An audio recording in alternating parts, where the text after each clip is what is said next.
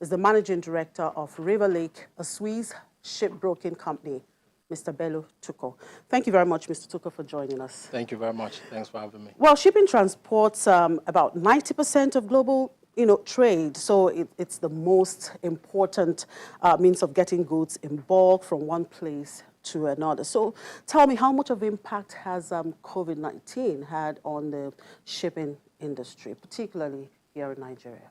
Okay, so we've seen the global economy shrink.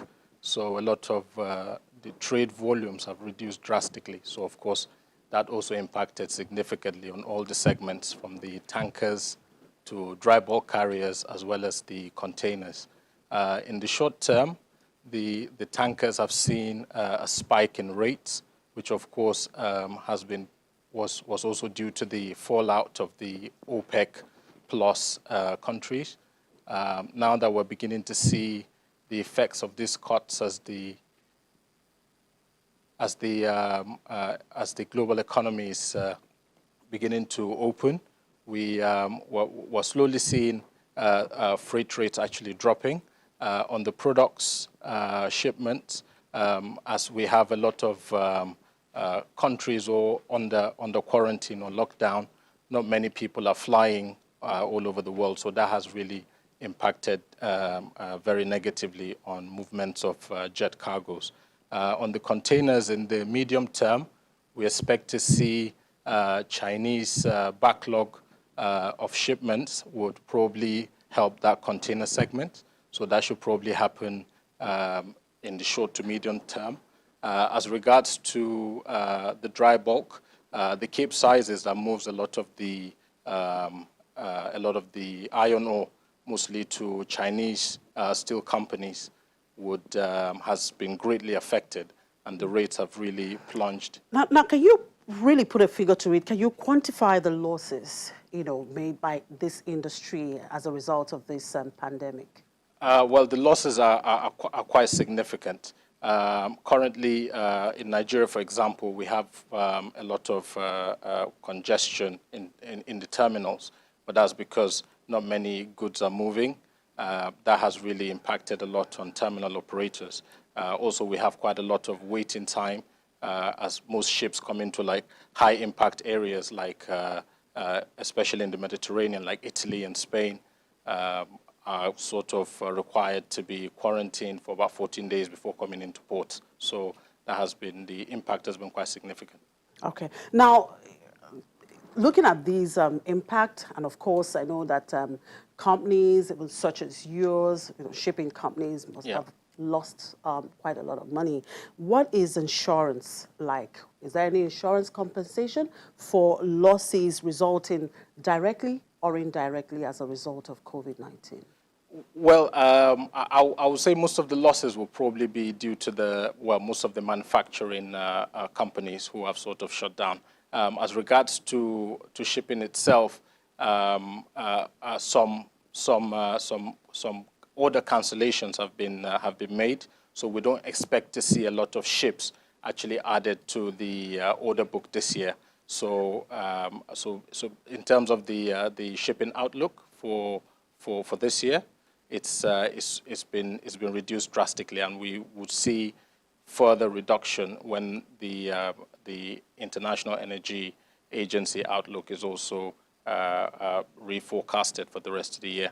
Yeah, you talked about quarantining some of the people entering for about 2 weeks. Yes, in late March, when about 6 COVID-19 cases were discovered in a particular vessel, the Nigerian government now imposed some kind of stringent measures on cargo traffic, allowing only vessels that have stayed there for about 2 weeks.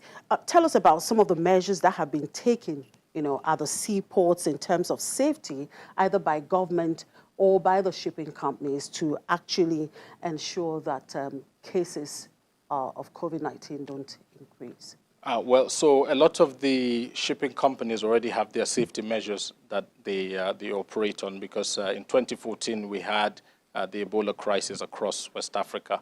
So that sort of gave a sort of idea of how to go about these pandemics. Most ships, like I said, that are coming from like high impact areas are required either at sea. You have to be at sea for a minimum of 14 days. But if you come into port and you have to report that you'd have no cases on board, and of course we have the port health authorities as well who actually come on board in case there are any cases of the coronavirus on board the vessels. Okay. Now, during the lockdown, the ports were allowed to operate, but that operation came with some kind of regulations. What was most challenging for shipping companies such as yours at this time? Well, the major problem that we've encountered is mostly to do with delays. So, well, we'll see where that will probably take us, because there might be a lot of cases as regards to ships that were delayed from coming in due to limited port activity. But of course, as you know, not many people were really doing any form of trade, so that was greatly impacted. Now, in every bad situation, of course, there are opportunities. So what lessons did you learn from this COVID-19 pandemic? And are there some, wins for COVID-19, from COVID-19 for the shippers? Well, those involved in the tankers, especially those on the crude, in the past month or so, we saw a spike in rates, but of course that was very short term. In the medium term now, or long term, we're seeing those rates actually beginning to crash as a lot of the economies have moved, and also with the OPEC cuts now really coming into play. So we're beginning to see some sort of easing of activity across the globe. So with this easing of activities across the globe and, of course, gradual coming back, to normalcy, but what is doing business like for you now? Well, business has been it's been positive and negative, so it's been relatively okay. But then, of course, like we said, a lot of the impact we'll probably see in the next couple of weeks or couple of months. That will actually determine how the shipping industry is really going to look. But then, good thing is a lot of the order books this year we're not really expecting to see a lot of ships being built, because a lot of the yards at the moment are not taking a lot of orders. Due to that, so hopefully, when the Chinese Chinese shipyards actually open, we might probably see some more orders for next year. Now, as someone that has been in this business for years, are there steps to be taken for a shipping services company who perhaps wants to stay in business during this time? A lot of them have had some sort of savings, because the cost of bunkers now are a little bit less. So even in terms of rates, the way we look at this year, they'll still probably stay between break-even rates. So it's not been too bad for some segments. Of course, some of the other segments that have been greatly affected, like the offshore support industry, where they had a lot of contracts that were cancelled. So that will probably take a bit of time to recover. So going forward, how can the shipping industry in general prepare for unexpected situations like this so they can avoid maximum business failure? Of course, nobody saw this COVID-19 coming. Well, we don't really, that would depend on the global economy. So now... But businesses would have to now, I'm sure a lot of businesses must have learned, from this situation, that they have to prepare for the unexpected. Correct. So at the moment, shipping already has a lot of safety systems that we normally operate on. So in terms of crew safety, that has always been top priority, so that has never been a problem. But in terms of commercially, in terms of earnings for ships, we would probably know that a little bit more towards the end of the year, when we see the effect on the global economy. So that would actually determine what impact it will have on the entire shipping industry. Okay, so what can you tell us about infrastructure development and revenue generation in Nigeria's seaports? We have not really had major port development in Nigeria since probably the late 1970s and the early 80s. So that has sort of put a lot of pressure on a lot of our current infrastructure that we have. And what do you think are the major challenges there? Well, they've been, the government has did a port concession in 2006. Of course, that has had some sort of positive impact. But however, there's still a lot of areas where it's still government controlled, especially the areas of dredging and the areas of pilotage, which is still controlled by the government. So maybe there needs to be like a review of that port reform that actually happened, maybe to try and see if a lot of ports can go private to be able to drive a lot of investment. All right, now importers have often complained about the demurrage being charged by shippers. Did that also apply during this COVID-19 pandemic lockdown? Or there was a standstill to it? Oh, no, definitely not. For the ship owners, of course, because as whoever it is, whether you're a commodity trader or an oil trader who is responsible for your own trade, you are the one that determines which ports your ships go to. So in that case, whatever you've agreed on the contract has to be honored. However, I know the Nigerian Shippers Council advised that there won't be any demurrage payments for container stock in terminals.